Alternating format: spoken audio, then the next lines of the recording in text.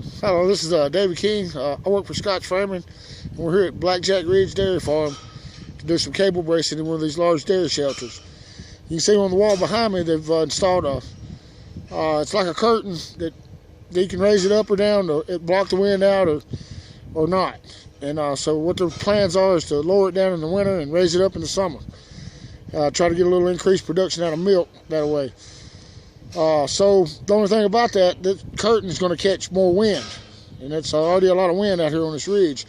So the owner's got some concerns about the bracing in these buildings. They're already 15 years old, and they don't have a whole lot of bracing in them. The posts in the middle are about 26 foot out of the ground. We suspect they're about 4 foot in the ground. At that distance there, the posts they would break, but that would be the weak part. So these cables here, they'll help. It'll basically be an X brace, but instead of being out of wood, they'll be out of cables. So what we're doing, we got some. They don't have enough for these 8-inch high bolts. Our posts are 5.5, so we're going to have to make these 6-inch ones work on one end. And so we just got a little clip bolted back to this 5/16 cable. It's about $1 a foot.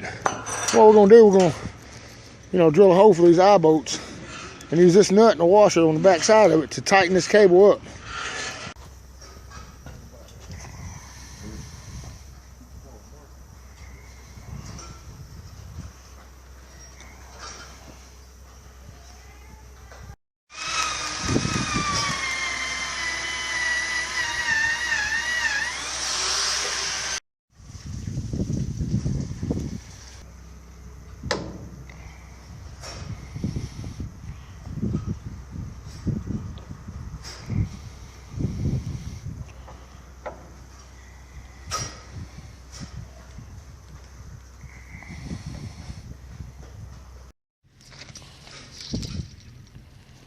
Right there.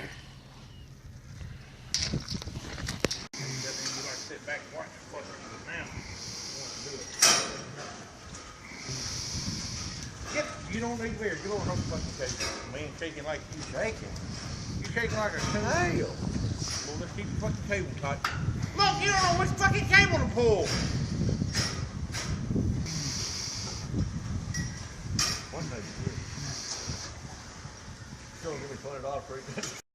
Okay, what he's done here is he's made an X here, and that's as far as we can go down on the post.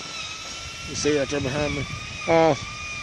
They got to have room to get some different size equipment through these lanes, so we just came down as far as we could on the post to get as much of an angle as we could. The more the angle, the better. So anyway, we can already tell a difference in, and you can actually watch this barn sway a little bit backward and forward. But once we got this first section braced right here, it actually stopped all that on this end.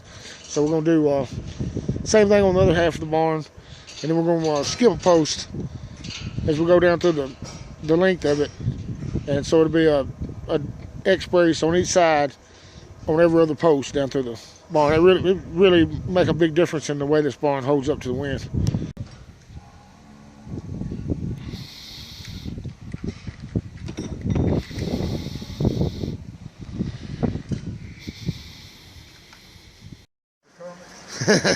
So when they release these floodgates, you better get out of the way. Dole's almost trapped down there. But it doesn't. You can stand it while the smell while it's doing this right here. It's worth it when it's done because it'll be a lot cleaner. Normally it gets a lot more of it out of here than it did that round.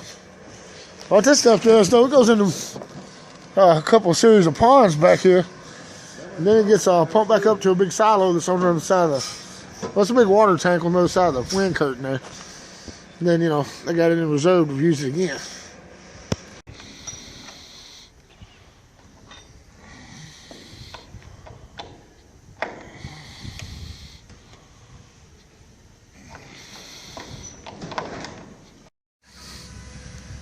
Well, what we're doing here, we're making each cable up and doing as much work to it as we can down here on the ground. So when they get on the platform, it'll be just that much easier on them.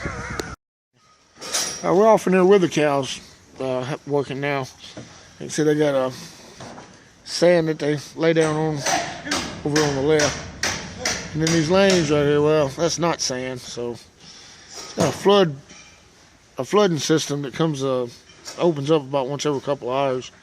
Washes all this crap out of there. Right now it's pretty thick. Good thing we're not having to work in it.